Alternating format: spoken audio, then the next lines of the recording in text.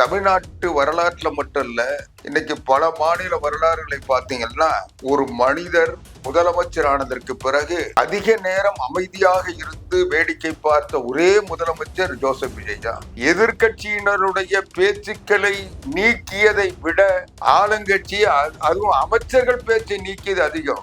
நேரலையில வெளிப்படுவதால் இன்னைக்கு அமைச்சர்கள் எதுவுமே தெரியல, புரியல. ஆனாலும் இவங்க பேசி அதை ரீல்ஸ் போடணும், அது வெளியே வரணும். அதுக்காக எழுந்து எதையாவது ஒண்ணு வளர்றாங்க. தொடர்ந்து மின்வெட்டு, இன்னைக்கும் மின்வெட்டு நடந்துகிட்டா இருக்கு. அதை சரி செய்ய துப்பில்லாத அமைச்சர் நிர்மல்குமார் இன்னைக்கு மின் கட்டணத்தை அபரிமிதமாக உயர்த்தி இருக்கிறார். கடன் வாங்கி இதையெல்லாம் செஞ்சிட்டு இருந்தா இது தற்கொலை ஆட்சின்னு சொல்லாம வேற என்ன சொல்றதுன்னு எனக்கு புரியல. நீ 3 வருஷத்துல 3 கட்சி, ஒரு கட்சியிலேயாவது விசுவாசமா இருந்தியா?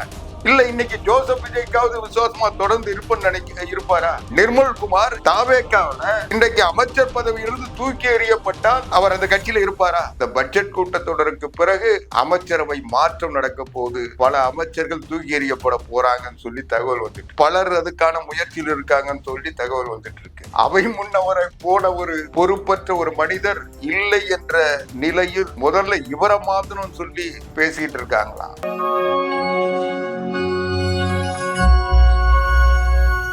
தமிழழகு தமிழ் பழகு, தமிழாய்ந்து தமிழாய் தமிழ் பழகு. தொல்மொழி எங்கள் தமிழாகும், சொல்வளம் காட்டும் வழியாகும்.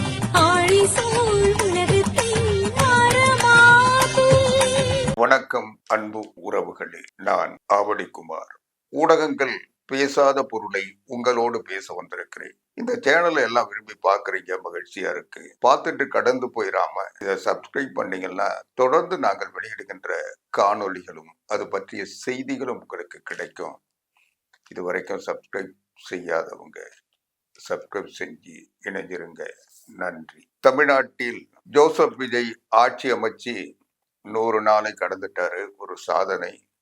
இன்னைக்கு அவருடைய படம் 100 நாள் ஓடின உடனே கொண்டாடுற மாதிரி அவருடைய ரசிக பெருமக்கள்லாம் கொண்டாடிட்டு இருக்காங்க. ஏன்னா இந்த ஆட்சி அமையுமா அமையாதான்ற மக்கள் தீர்ப்பு முழுமையா கிடைக்காதனால, பெரும்பான்மை உறுப்பினர் இல்லாதனால, எப்படியாவது ஆட்சி அமைக்கணும், முதலமைச்சர் ஆகணும்ன்ற ஆசையில் இருந்த ஜோசப் விஜய் காலையில, மத்தியானம், சாயங்காலம் 3 வேளையும் தவறாம போய் கவர்னரை பார்த்து, எனக்கு 2 பேர் வந்துட்டாங்க, 3 பேர் வந்துட்டாங்க, 4 பேர் வந்துட்டாங்க, என்ன ஆட்சி அமைக்க விடுங்கன்னு சொல்லி மன்றாடி, அதுக்கப்புறம் மற்ற கட்சிகள்ல தேர்ந்தெடுக்கப்பட்ட கூட்டணிகள்ல வெற்றி பெற்ற சட்டமன்ற உறுப்பினர்கள்லாம் விலை பேசி குதிரை பேரம் நடத்தி அவங்க கேட்டதெல்லாம் செய்யறன்னு வாக்குறுதி கொடுத்து அவங்க வாக்குகளை பெற்று 144 வாக்குகள் பெற்று ஆட்சியை தக்க வச்சார். 144 பேர் ஆதரவு அதிக நாள் நீடிக்கல. ஒரு வாரத்துக்குள்ள அதுல 25 பேர் அண்ணா திராவிட முன்னேற்ற கழகத்தை சார்ந்த வாக்களிச்சவங்கள்ல 4 பேர் ராஜினாமா பண்ணிட்டாங்க. 21 பேர் நாங்க செஞ்சது தப்புன்னு அனைத்து இந்திய அண்ணா திராவிட முன்னேற்ற கழகத்தின் பொதுச் செயலாளர் புரட்சி தமிழர் எடப்பாடியார்கிட்ட மன்னிப்பு கடிதம் கேட்டு, நாங்க தப்பு செஞ்சிட்டோம், எங்க வாழ்க்கையிலேயே நாங்க செஞ்ச மிகப்பெரிய தப்பு, தேர்ந்தெடுக்கப்பட்ட மக்களுக்கு எதிராக புரட்சி தமிழர் எடப்பாடியாரை முதலமைச்சர் ஆக்குவோம் சொல்லி மக்கள்கிட்ட வாக்கு கேட்டோம், இரட்டையில ஓட்டு போட்டாங்க. ஆனா விஜயை நம்பி அதுக்கு துரோகம் பண்ணிட்டு நாங்க போய் விஜயை ஆதரிச்சு விஜய் ஆட்சி அமைப்பதற்கு ஓட்டு போட்டோம், எங்களை மன்னிச்சிருங்க, இனி அந்த தப்பை செய்ய மாட்டோம்னு சொல்லிட்டு 21 பேர் மறுபடியும் திரும்ப வந்துட்டாங்க. இப்படிப்பட்ட நிலையில இன்னைக்கு இந்த வெறும் 107 பேரை மட்டுமே வச்சிருக்கிற ஜோசப் விஜய் இந்த காயாராம்களை நம்பி இன்னைக்கு ஆட்சி அமைச்சிருக்காரு. அதனால இந்த ஆட்சி எப்போ கவிழும் தெரியாத நிலையில இன்னைக்கு எல்லாரும் மிரட்டிக்கிட்டு இருக்காங்க. அதனால இவர் என்ன பண்றாரு, எல்லாரையும் இவர் ஜோசப் விஜய் இந்த கூட்டத்தொடரை நடத்துகின்ற போது இவர் எப்படிப்பட்ட ஆட்சி நடத்துவார்னு மக்கள் எதிர்பார்த்து அவருடைய ரசிகர்கள் வாக்களித்தார்களோ, அவரை ஒரு முதலமைச்சராக பார்க்க வேண்டும் என்று ஆசைப்பட்டவர்கள்லாம் இன்னைக்கு இவர் முதலமைச்சரா, இப்படி ஒரு முதலமைச்சர் தமிழ்நாட்டுக்கு வந்திருக்கிறார் என்று அவங்களே நொந்து உட்கார்ந்துருக்காங்க. ஏன்னா இன்னைக்கு சட்டமன்றம் அதனுடைய இந்த மானிய கோரிக்கை விவாதம் என்பது இன்னைக்கு நேரலையில் வெளிப்படுகிறது. இன்னைக்கு அத நல்லதுக்கு பயன்படுத்துவாங்கன்னு பார்த்தா கடைசியில ரீல்ஸ் போடுறதுக்கு தான் அந்த நேரலையை பயன்படுத்துறாங்க. தமிழ்நாட்டு வரலாற்றுல மட்டும் இல்ல, இன்னைக்கு பல மாநில வரலாறுகளை பார்த்தீங்கன்னா, ஒரு மனிதர் முதலமைச்சர் ஆனதற்கு பிறகு அதிக நேரம் அமைதியாக இருந்து வேடிக்கை பார்த்த ஒரே முதலமைச்சர் ஜோசப் விஜய் தான். அவருடைய ரெக்கார்டை இனி யாரும் எந்த காலத்திலையும் அழிக்க முடியாது என்று சொல்ற அளவுக்கு காலையில வந்து உட்கார்ந்தாருன்னா அந்த முடி இந்த பக்கம் அந்த பக்கம் பார்க்கறதோட சரி, என்ன பிரச்சனை நடந்தாலும் வாய் திறக்கிறது இல்லை. அந்த சட்டமன்றமே அல்லோகல கல்லோகலப்பட்டு எதிர்கட்சிகள் கேள்வி எழுப்பினாலும், எந்த பிரச்சனை வந்தாலும் அவர் தன்னுடைய மௌனத்தை கடைபிடிக்காம அமர்ந்திருக்கிறார். இதுதான் ஜோசப் விஜயினுடைய திறமையா இன்னைக்கு மக்கள் பார்க்கிறாங்க.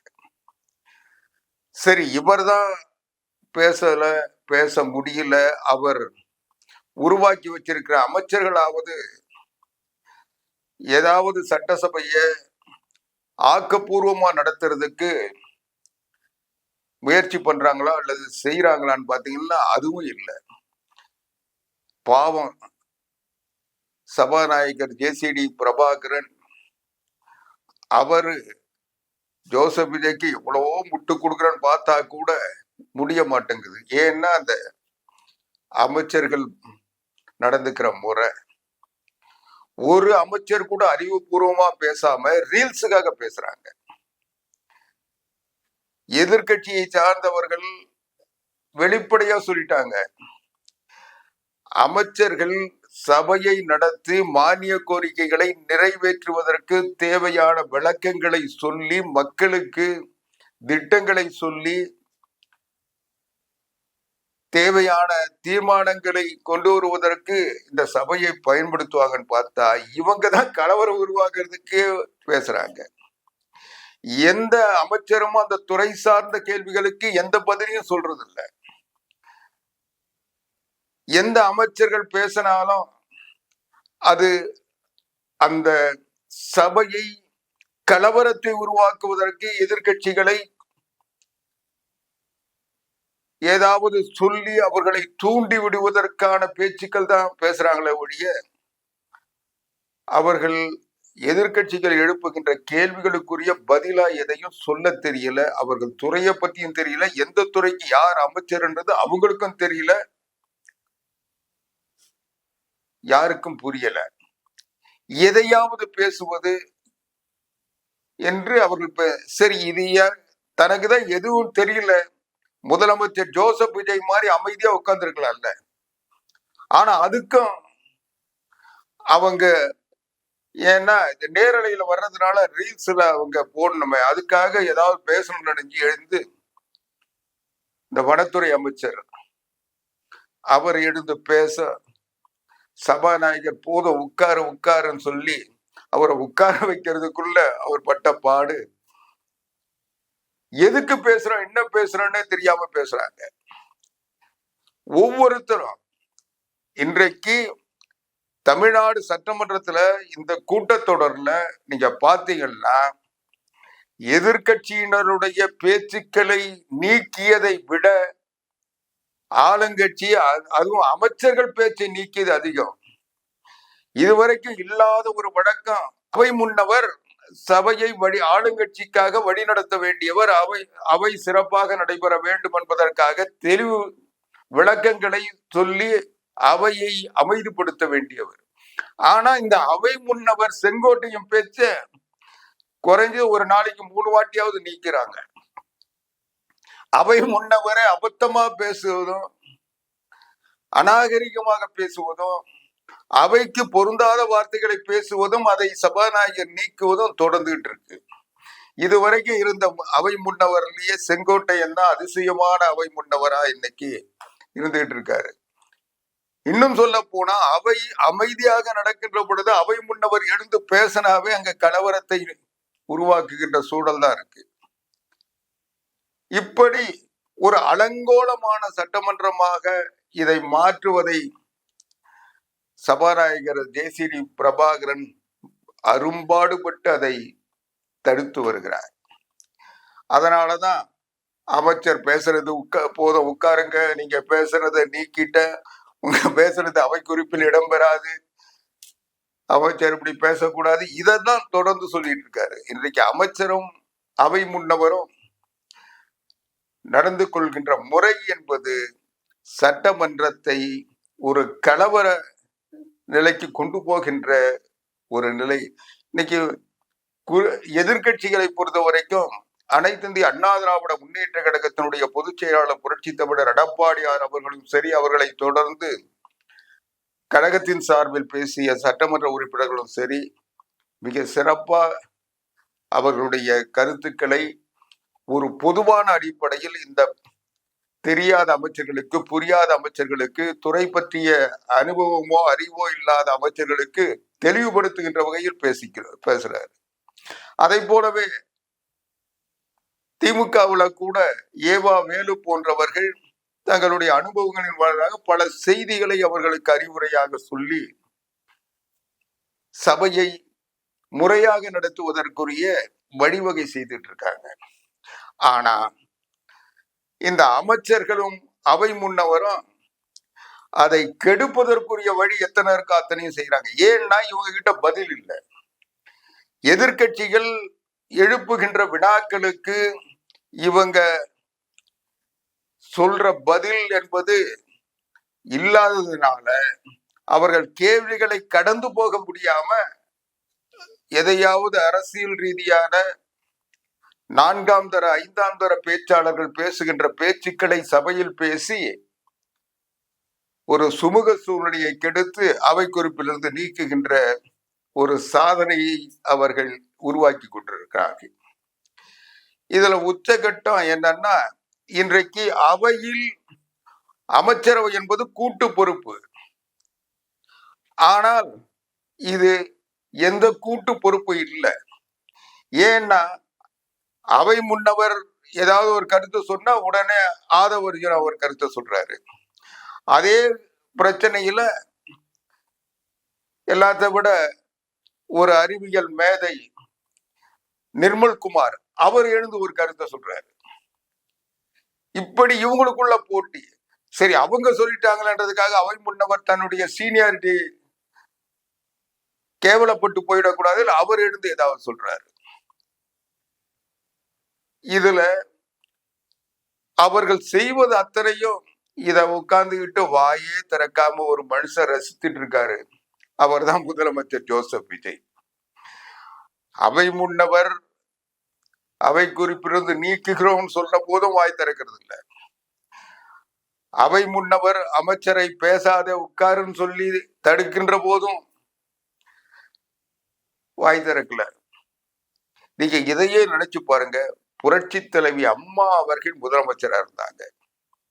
அந்த அவையில் அமைச்சர்கள் எப்படி நடந்து கொண்டாங்க? அவங்க புதியவர்களாக இருந்தாலும், அனுபவம் உள்ளவர்களாக இருந்தாலும், சீனியர் அமைச்சராக இருந்தாலும், அவை எவ்வளவு கண்ணியத்தோடு கட்டுப்பாடோடு நடந்தது. ஆனா இன்னைக்கு அப்படியா நடக்குது? எந்த கேள்விக்கும் புரட்சி தலைவி அம்மா எதிர்கட்சிகள் ஒரு கேள்வியை எழுப்பினால் அல்லது ஒரு குறை சொல்லி ஆட்சியை விமர்சித்தால் உடனே அந்த நொடியில பதில் சொல்லுவாங்க. ஆனா ஜோசப் விஜய் யார பத்தியோ சொல்லிட்டு இருக்காங்க, நமக்கு இதுக்கு சம்பந்தம் இல்லைன்ட்டு அவர் பாட்டுக்கு வந்துட்டு இருக்காரு. இந்த எல்லாவற்றையும் இன்னைக்கு அமைச்சர்களுக்குள்ள இந்த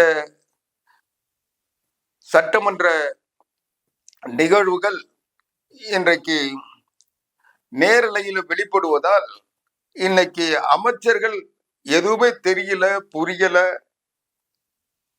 ஆனாலும் இவங்க பேசி அதை ரீல்ஸ் போடணும், அது வெளியே வரணும், அதுக்காக எழுந்து எதையாவது ஒண்ணு வளர்றாங்க. ஏதோ ஒண்ணு சொல்லி எதிர்கட்சிகளை தூண்டுறது, திமுகவை எதையாவது சொல்லி வம்புக்கு இழுக்கிறது. அவங்க திமுக யோகியமான ஆட்சி நடத்தலன்றது உலகத்துக்கே தெரியும். அவர்கள் ஆட்சியில பல்வேறு குற்றச்சாட்டுகள் இருக்கிறது, இருந்தது, நடந்தது. அதுல எந்தவித சந்தேகமும் இல்லை. ஆனா அவங்க எழுந்து நெஞ்சை நிமிர்த்தி கொண்டு செந்தில் பாலாஜி கேட்கிறாரு, தமிழ்நாடு மின்சார வாரியத்தில் 18 ஹார்ட் டிஸ்க் திருடு போச்சுன்னு சொல்லி சொன்னீங்க, சிதாதிரிப்பேட்டை காவல் நிலையத்தில் புகார் கொடுத்தீங்க. அதுக்கு பிறகு 38 ஹார்ட் டிஸ்க் நாங்க கண்டுபிடிச்சிட்டோம் சொல்றீங்க. அப்போ 20 ஹார்ட் டிஸ்க் எங்க இருந்து வந்தது, அதுக்கு பதில் சொல்லுங்கன்னு சொல்லி நேரடியாகவே மின்சாரத்துறை அமைச்சர் நிர்மல்குமார் கேள்வி கேட்டார். அதுக்கு பதில் சொல்ல துப்பு இல்லாம, வக்கு இல்லாம நிர்மல்குமார் செந்தில் பாலாஜிய கரூர் கம்பெனின்னு சொல்லி திசை திருப்புறாரு. சிந்திச்சு பாருங்க, இது ரீல்ஸ் போடுறதுக்கு பயன்படும். ஆனால் இந்த அரசனுடைய அலங்கோலமான நிர்வாகம், கையாலாகாத மின்சாரத்துறை அமைச்சர், தமிழ்நாடு மின்சார வாரியம் இன்றைக்கு மிகப்பெரிய இழப்பையும் பாதிப்பையும் சந்தித்துக் கொண்டிருக்கிறது. இன்னைக்கு தமிழ்நாடு முழுவதும் தொடர் மின்வெட்டு. இதுவரைக்கும் இந்த 100 நாள்ல இந்த அரசு தமிழ்நாட்டு மக்களுக்கு தந்த சாதனை மின்வெட்டு. தொடர்ந்து மின்வெட்டு, இன்னைக்கும் மின்வெட்டு நடந்துகிட்டு தான் இருக்கு. அதை சரி செய்ய துப்பில்லாத அமைச்சர் நிர்மல்குமார் இன்னைக்கு மின் கட்டணத்தை அபரிமிதமாக உயர்த்தி இருக்கிறார். தமிழ்நாடு முழுவதும் மின் கட்டணம் உயர்ந்திருக்கிறது. நகர பகுதிகளில் சொல்ல முடியாத அளவுக்கு உயர்ந்து வருது. அதை கேட்டா கணக்கெடுத்ததுல தப்பு இருக்கும், நீங்க கட்டிடுங்க, அடுத்த மாசத்துல கழிச்சுக்கிறோம், திருப்பி கொடுத்துடுறோம். இப்படி ஒரு பொறுப்பற்ற பதிலை சொல்லி கொண்டிருக்கின்ற நிர்மல்குமார், சரி மின்சார வாரியத்துல திருடு போச்சுன்னு சொன்னீங்க, ஹார்ட் டிஸ்க்னு சொன்னீங்க, 18 ஹார்ட் டிஸ்க்னு சொன்னீங்க.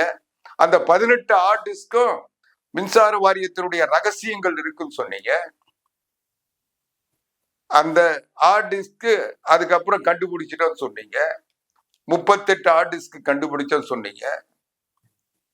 இதுல இந்த லட்சணத்துல வேற நிர்மல்குமார் மின்சார வாரியத்தை போய் ஆய்வு செய்தார். இவர் ஆய்வு செய்ததற்கு பிறகுதான், அங்க சரியா இருக்குன்னு சொல்லிட்டு வந்ததுக்கு பிறகுதான் ஹார்ட் டிஸ்கே திருடு போச்சு. இதுக்கு பிறகு மின்சார வாரியத்தினுடைய தலைவரை மாத்தினீங்க. டாக்டர் ராதாகிருஷ்ணன் அந்த பதவியிலிருந்து மாற்றப்பட்டார்.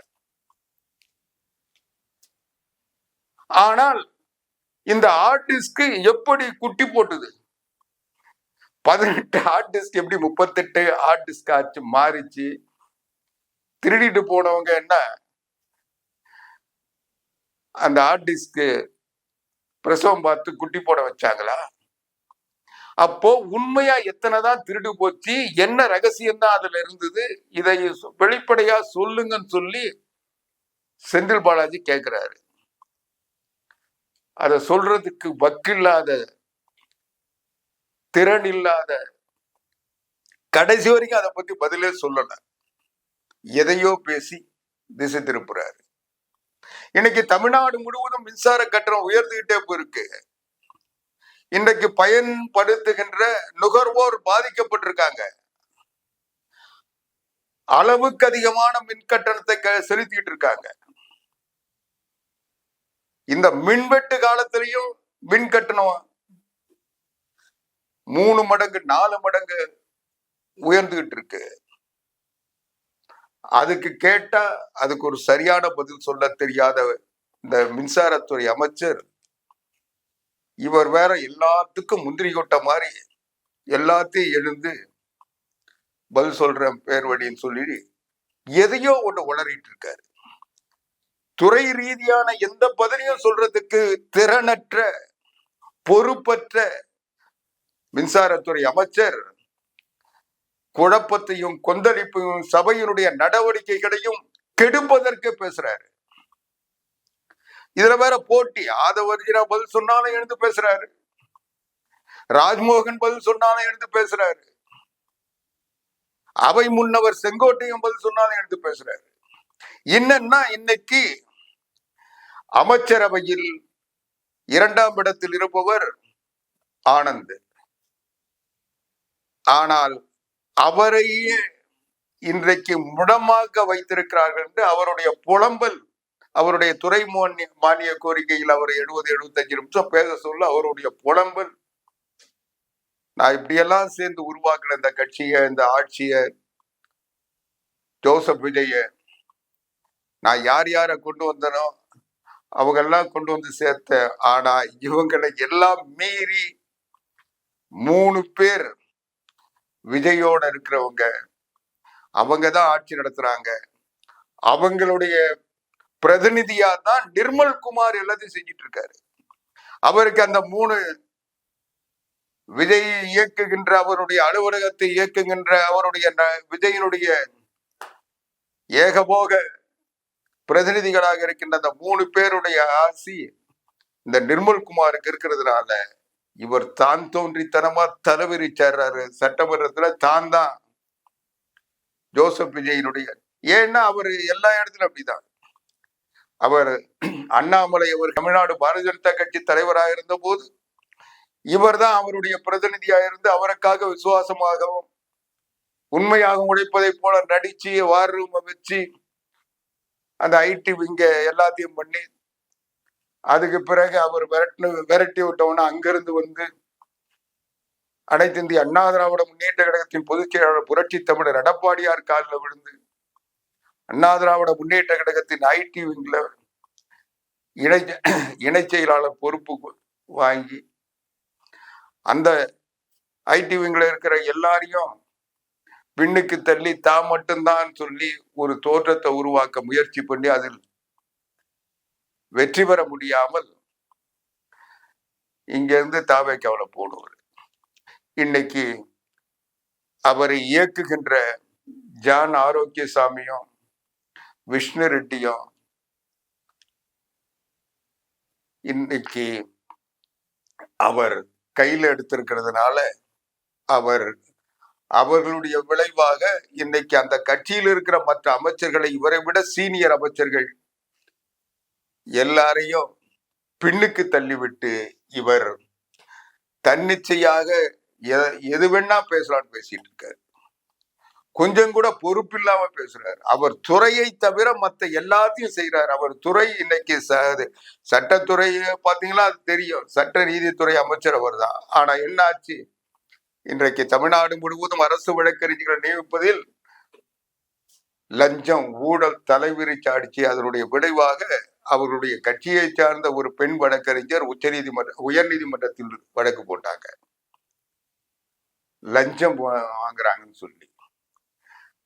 இப்படி லஞ்சத்தை திளைக்கின்ற அவருடைய துறை, மின்சாரத்துறையில தொடர்ந்து மின்வெட்டு, நிர்வாக சீர்கேடு, எல்லா வகையிலும் தமிழ்நாடு மின்சார வாரியம் என்பது இன்றைக்கு ஒரு பாதாளத்தை நோக்கி போயிட்டு இருக்கு. அதை பத்தி எல்லாம் கவலைப்படாம இவர் பொறுப்பற்ற வகையில் இன்றைக்கு விஜயனுடைய பாதுகாவலர்களாக, வீக வகுப்பாளர்களாக இருக்கின்ற 3 பேர் கையில இருக்கிறாங்கன்ற ஒரே தைரியத்துல இன்றைக்கு நிர்மல் குமார் தான் தோன்றித்தனமாக இன்றைக்கு யாரை பத்தி வேணா பேசலாம், எதை வேணா பேசலாம், பொறுப்பற்ற முறையில் அதிமுக போட்ட பிச்சையில், எடப்பாடி பழனிசாமி அவர்கள் போட்ட பிச்சையில் அரசியலில்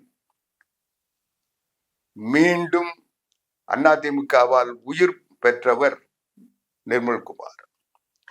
அண்ணாமலையினுடைய எதிர்ப்பில் அவர் அரசியலிலிருந்து வெளியேற்றப்பட்ட சூழ்நிலையில் அதிமுக அவருக்கு அடைக்கலம் கொடுத்தது. அந்த கட்சியை பத்தி இவர் என்னவோ அதிமுகவை பத்தி எல்லாம் தெரிஞ்ச ஒரு மாதிரி அதிமுகவை பழித்து பேசுவது, அம்மா 2016க்கு அப்புறம் அதிமுக, அதுக்கு முன்னால இருந்த அதிமுகவை அவங்க மதிக்கிறாங்களா, அதுக்கப்புறம் மதிக்கலையா?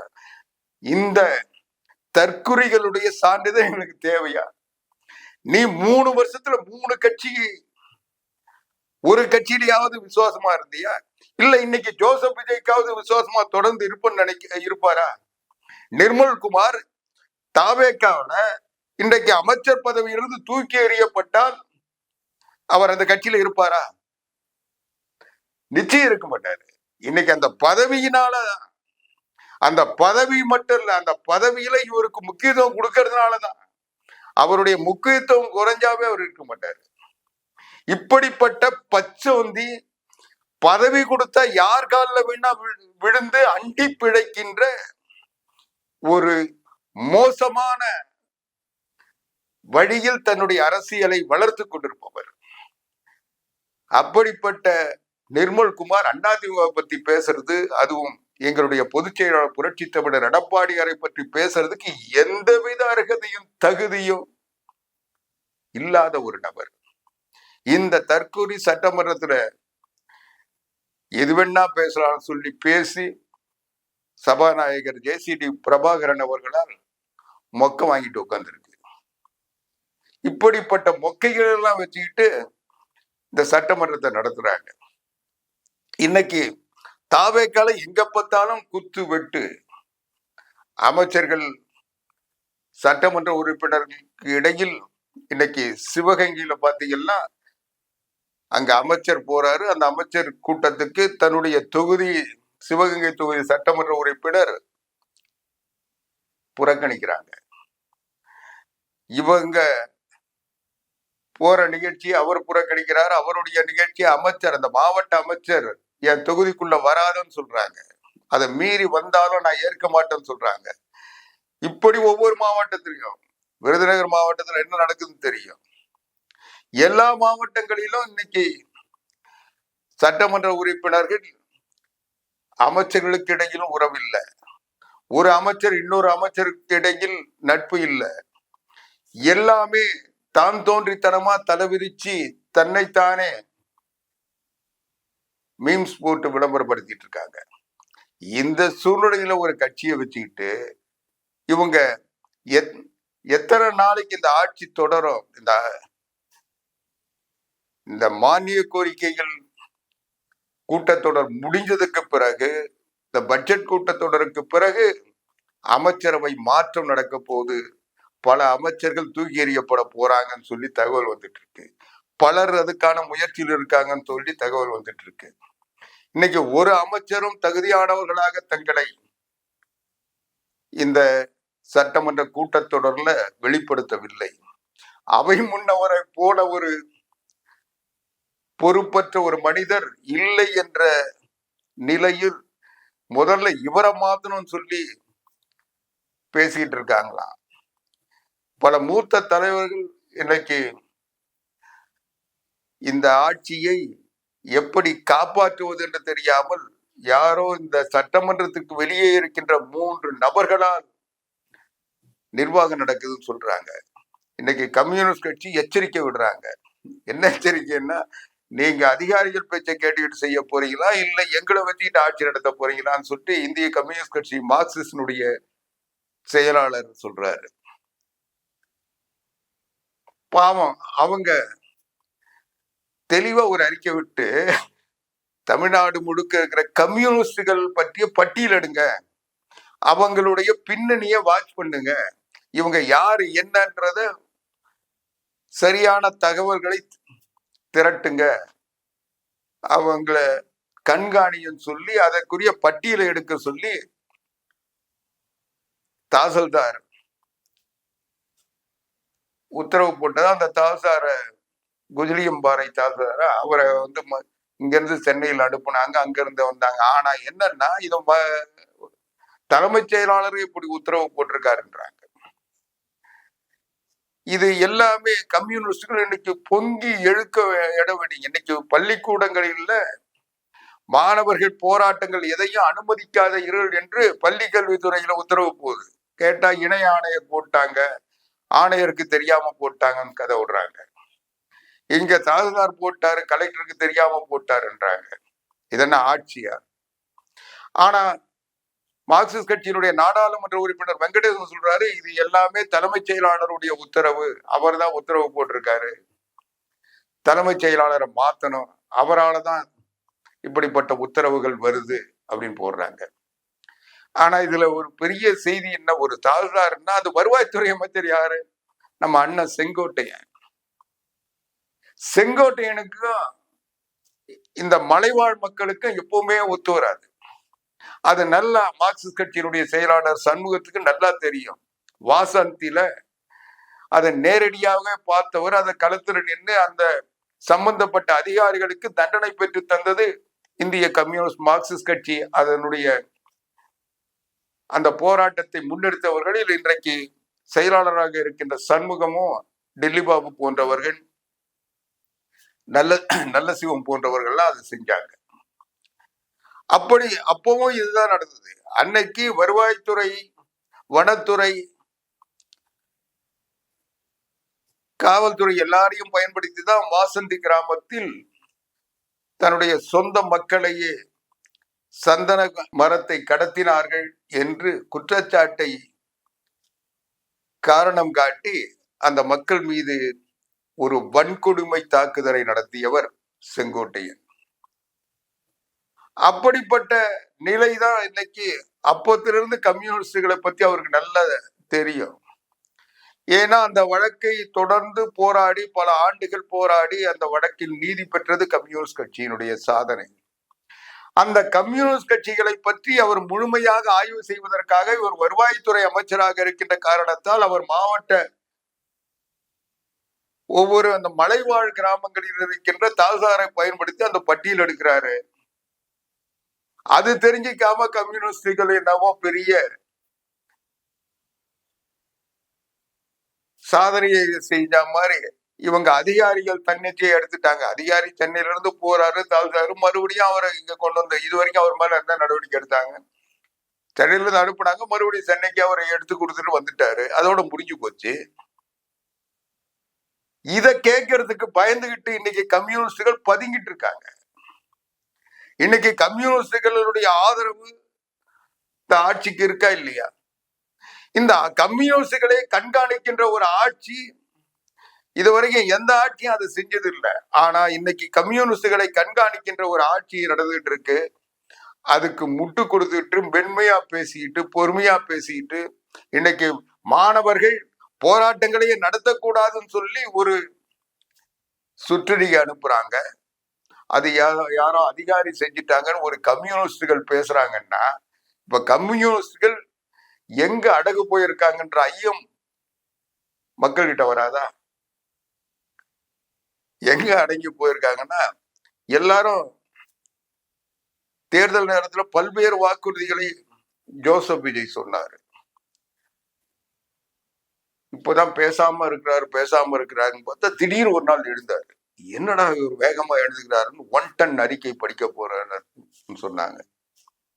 என்ன படிக்கிறாருன்னா, எல்லா எம்எல்ஏக்களுக்கும் ஒரு கார், ஒரு டிரைவர், டீசல் செலவுக்கு 75,000, சம்பளம் 25,000 எல்லாம் வாரி வழங்கிட்டாரு.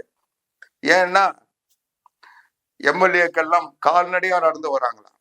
இந்த விடுதலை சிறுத்தைகள் கண்டுபிடிச்ச ஒரு காங்கிரஸ் கட்சி சட்டமன்ற உறுப்பினர் ஜோதிமணி, அவருக்கு 3 கார் இருக்கான்.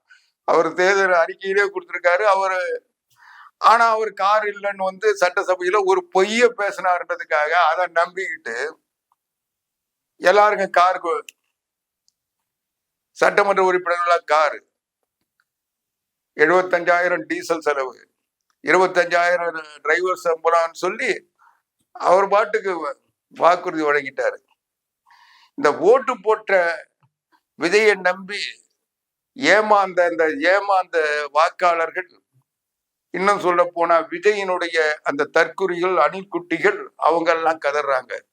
அண்ணா ஆட்சிக்கு வந்த உடனே எல்லாருக்கும் ஒரு பைக் நிச்சயம், கார், அதுக்கு அடுத்து கார் கூட வாங்கி தருவேன்னு சொன்னாரு. ஒரு வீட்டுக்கு ஒரு காருன்னாரு.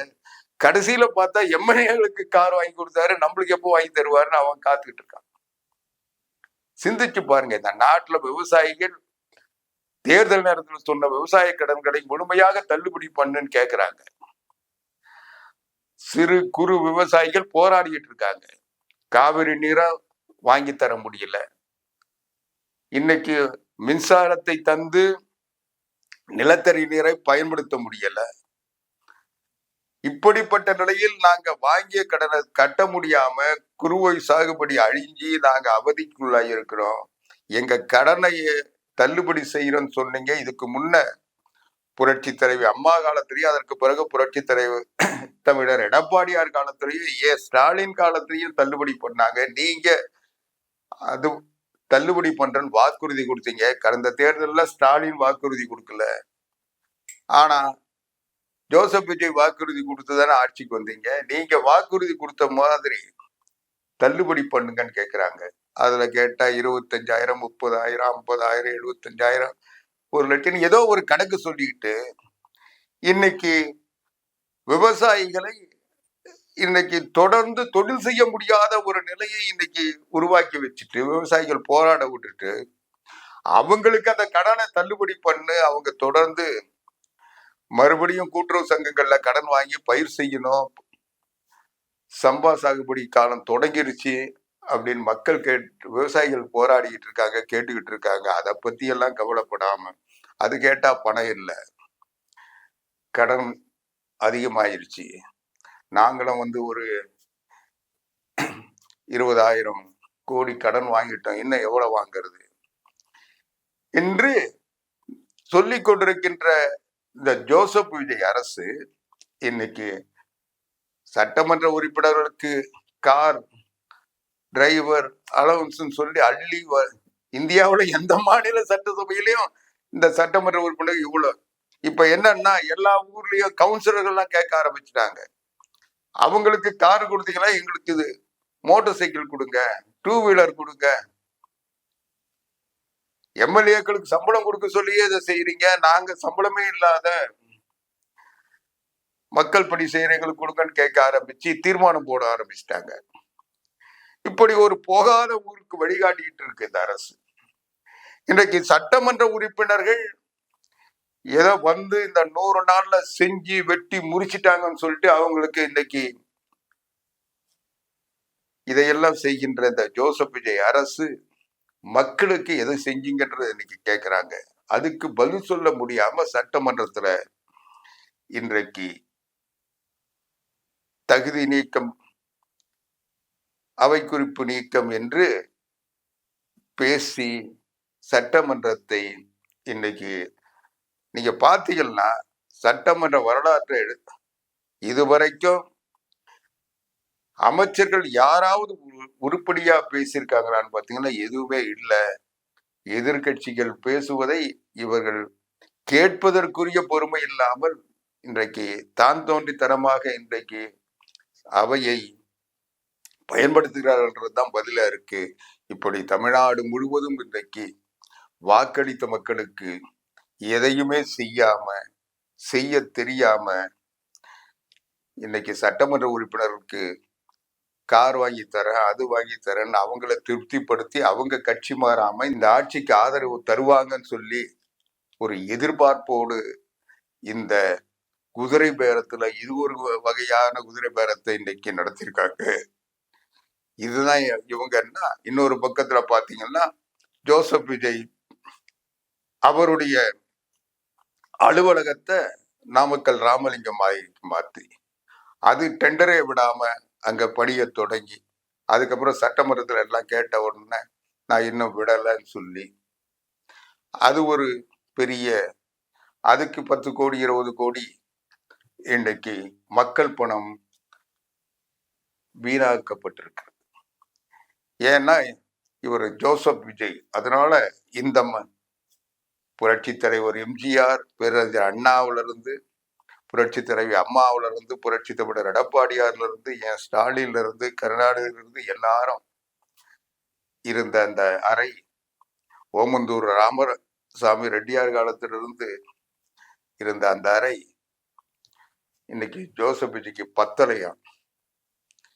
ஏன்னா இவரு பரிவாரங்களோட அங்க அரசாட்சி பண்ணணுமா, அதுக்கு பெரிய தர்பார் மண்டபம் வேணுமா. அந்த தர்பார் மண்டபத்தை இன்னைக்கு நாமக்கல் ராமலிங்கம் மாளிகையில 4 ஃப்ளோரை காலி பண்ணி அங்கிருந்த அலுவலகங்களை, துறைகளை எல்லாம் அகற்றிவிட்டு அங்கிருக்கின்ற ஊழியர்கள் உணவருந்துவதற்கு பயன்படுத்திய உணவு கூடத்தை அகற்றிவிட்டு அங்க ஆலோசனை கூட்டங்கள் நடத்துவதற்காக பயன்படுத்தப்பட்ட அந்த கூட்ட அறையே இன்னைக்கு இடிச்சிட்டு எல்லாரையும் கொண்டு போய் கலைவாணர் அரங்குக்கு போங்கன்னு வெளியேற்றி விட்டு இன்னைக்கு ஒரு துக்ளக் தர்பார் நடத்திட்டு இருக்காரு.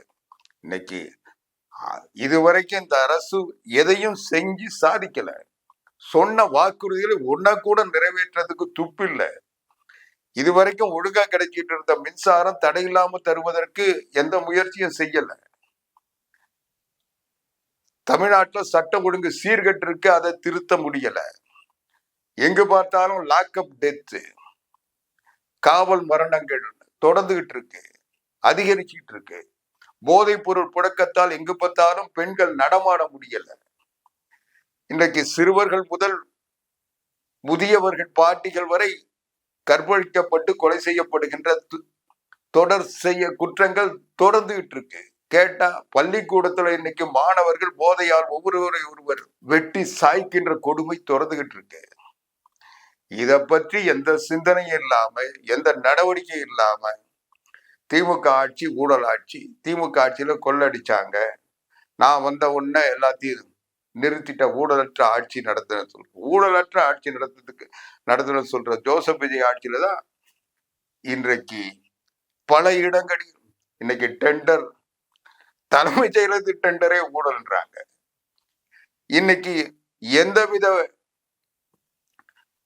வரையறையும் இல்லாமல் இன்றைக்கு தமிழ்நாடு முழுவதும் தவேக கட்சியை சார்ந்தவர்கள் அல்லது அந்த நிர்வாகிகள் இன்றைக்கு ஊழலில் ஈடுபட்டு, குற்றங்களில் ஈடுபட்டு இன்றைக்கு சிறைக்கு போகின்ற நிலை தொடர்ந்துகிட்டு இருக்கு. அதிகப்படியா இன்னைக்கு குற்றவாளிகள் பாத்தீங்கன்னா அந்த தவேக கட்சி நிர்வாகிகளா தான் இருக்காங்க. இப்படிப்பட்ட ஒரு மோசமான நிலையில் இதையெல்லாம் சீர்படுத்துவதற்கு, நிர்வாகத்தை நடத்துவதற்கு தெரியாத, புரியாத ஜோசப் விஜய் தன்னுடைய அலுவலகத்தை மாற்றிக்கொள்வதற்கும், தன்னுடைய உடைகளை மாற்றிக்கொள்வதற்கும், தன்னுடைய சட்டமன்ற உறுப்பினர்களுக்கு கார் வாங்கி கொடுப்பதற்கும் அரசு நிதியை வீணடித்துக் கொண்டிருந்தார். கடன் வாங்கி இதையெல்லாம் செஞ்சிட்டு இருந்தார். இது தற்கொலை ஆட்சின்னு சொல்லாம வேற என்ன சொல்றதுன்னு எனக்கு புரியல. எனவே இந்த தற்கொலையை தேர்ந்தெடுத்த, தற்கொலை ஆட்சியை உருவாக்கிய வாக்காளர்கள் இன்றைக்கு இப்படிப்பட்ட ஒரு அலங்கோல ஆட்சி நடந்து கொண்டிருக்கிற இந்த வேதனையில் இருக்கிறார்கள். இந்த வேதனை எத்தனை நாள் தொடரும் என்று தெரியவில்லை என்கின்ற வருத்தத்தோடு விடைபெறுகின்றேன். நன்றி. மீண்டும் வணக்கம் உறவுகளே. நிகழ்ச்சியை பார்த்து ரசிச்சீங்களா? இந்த நிகழ்ச்சி உங்களுக்கு பிடிச்சிருக்குன்னு நாங்க நம்புறோம். இந்த நிகழ்ச்சி உங்களுக்கு பிடிச்சிருந்தா லைக் பண்ணுங்க, ஷேர் பண்ணுங்க, மறக்காம சப்ஸ்கிரைப் பண்ணுங்க. நீங்க பண்றதோட மட்டும் இல்லாம உங்களோட நண்பர்கள், உறவினர்கள் எல்லாரும் சப்ஸ்கிரைப் பண்ண சொல்லுங்க. உங்களுடைய மேலான கருத்துக்களை கருத்து பெட்டியில் மறவாமல் பதிவு செய்யுங்க.